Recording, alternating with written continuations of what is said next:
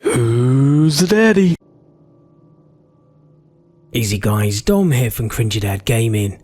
So I've got a walkthrough guide for you from the game Nioh, and this is from the mission called Isle of Demons. It's going to be in 2 parts, and really is just going to be a few tips and pointers to get you guys on the right path.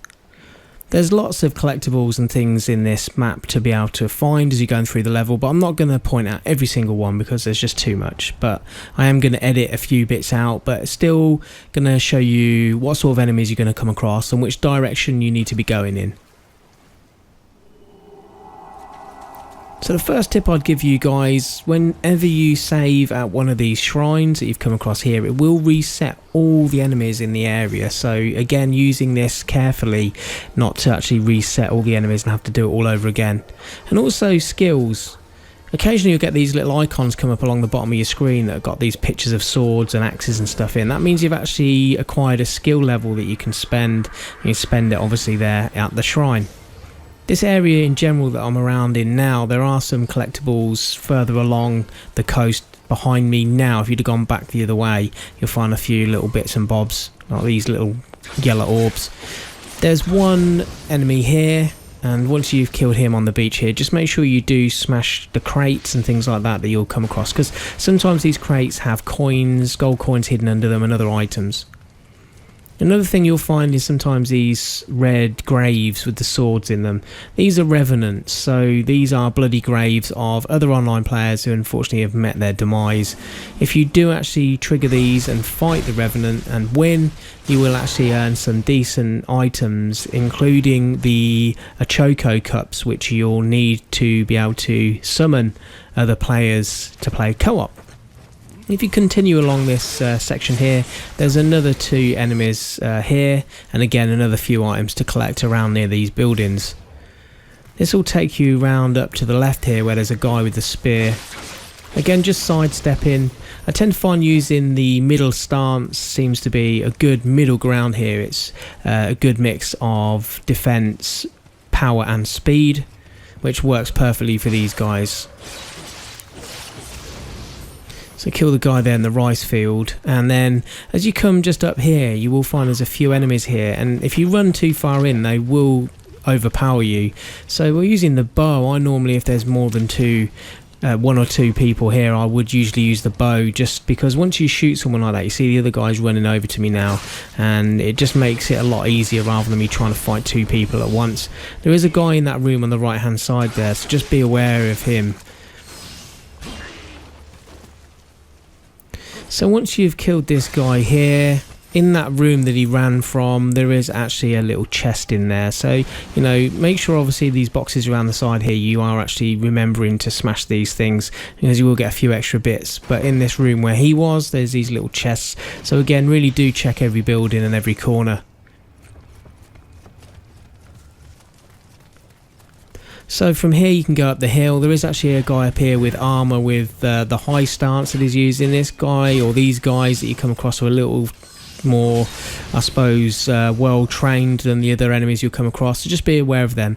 Notice if you was to go up there, there is actually a little opening in a gate. Don't go in there because there's quite a lot of enemies in. There's about 4 enemies and they do ambush you, and it can be quite difficult. So what we're going to do is we're going to go up this left side instead. There is a few enemies up here, but they're more spaced out, which means you can kind of pick them off one by one. We will actually find another shortcut to get round that area where we've just avoided in a moment. So a guy with an axe, and followed by another guy here with a sword.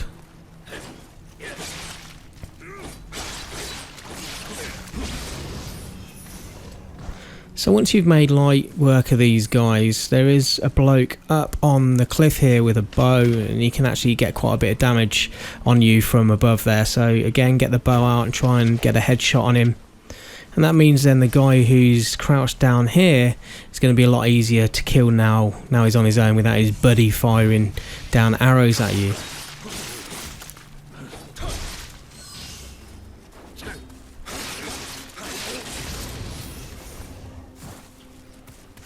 Now up there is the way we want to actually go, where you can see that light coming from with the kind of torch burner, but we're not going to go up there yet. We're going to go down this way. Now this is where you might want to change your stance to the low stance. because we are actually going to come across a few dwellers down here. Now, dwellers are the kind of really freaky, kind of demon zombie type enemies, and they sometimes crawl along the floor and they can be quite fast. Using the low stance is obviously very fast flurry of sword movements and also hits quite low on the ground.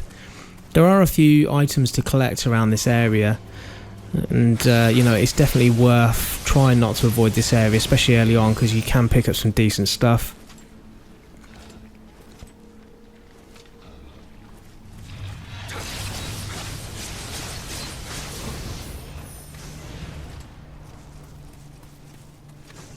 Now, if you continue working your way down from here, you will actually find you'll come across these ladders. There's these ladders that actually go down. Now, you know, I said earlier at the start when we was on the beach that if you'd have gone back the other way where I'd come from, you'll actually find a few other collectibles. Well, you will actually notice these from that section, and you can kick some of these ladders down, which means if you do need to start back at the beginning, you can almost use that then as a shortcut to avoid a big section of this area. So work your way back up to where you was before, and obviously you would have noticed this little area here where the kind of burner is. There's a guy with a bow as well, just watch him. Again, in this area you can go through multiple ways to find a few collectibles, but you want to actually run up through this section here where you'll actually find a shrine you can save. Now obviously remember, now you've done that, you've reset all the enemies, but you shouldn't need to go back the other way. Watch out for the guy hiding around the corner there, you will get the occasional ambush. Now if we turn right here, you can actually drop down, and you know, just before I show you where that section is, you can drop down. This is where we're going to be jumping down in a minute to avoid that area where the ambush is through the actual fence. If you was to drop down here, there is some collectibles. Remember that you've already saved, so you've reset those enemies down below. What we're going to do is we're actually going to jump back down the other way here, and this is going to lead us down to that area where I was just pointing out a second ago when we was looking down the bow at the guy down below, and obviously he's around this section here. The great thing about coming around the back here is the enemies are more spaced out, or at least you can pick them off, which makes it a lot easier.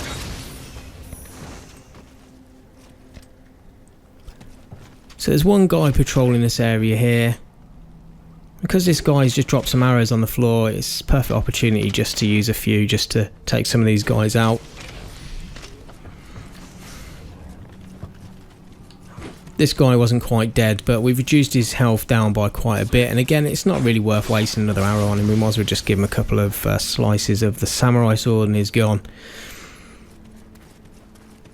So there are more enemies around the other side of this hut, but we are going to leave them for a moment. We're going to come in here because there is obviously a yokai in here, and we do actually need to kill this guy in order to be able to get a key, which will actually get us through into the kind of fishing village area of this map. Now, you could potentially use your living weapon here, which is if you press triangle and circle at the same time when your guardian gauge is full. But to be honest with you, you can just pretty much dodge and take them out. You know, they're not easy, they are quite hard. If they hit you a couple of times, you're going to die. But if you dodge plenty of times, you will have some opportune moments to be able to take them out without using your ability there with your living weapon. So we've got the key to the residence now, but before using that, we're going to go in this other hut around here. There is an enemy in here, and these guys back to you, so it's pretty easy to take out. And obviously you're going to find some goodies in this chest.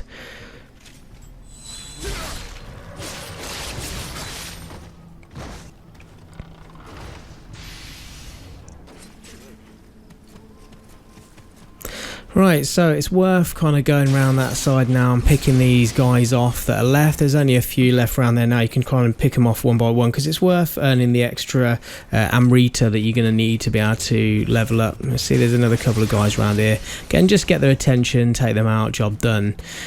Now we've earned that extra XP, we can now go through into the final section of this map. So this is the fishing village. It's on fire. Again, there's lots of collectibles. What you can do first of all is just drop down onto this ledge. There's a bloke around the back here.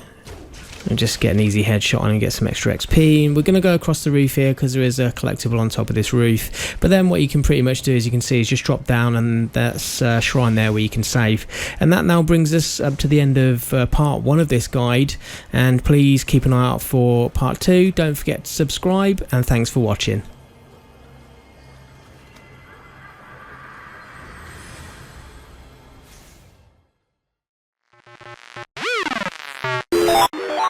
Who's the daddy?